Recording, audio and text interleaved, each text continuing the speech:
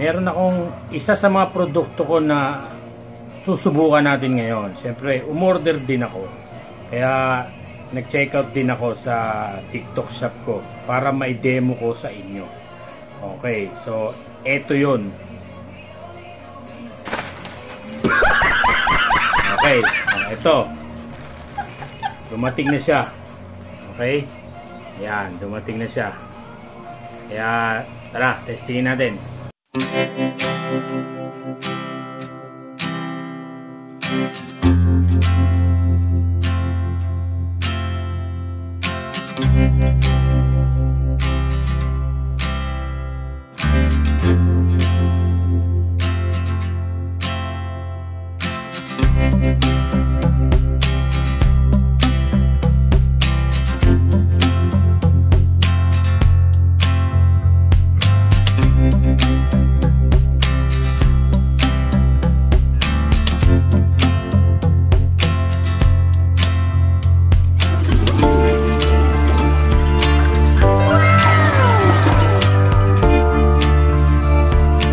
Effective ang produkto natin.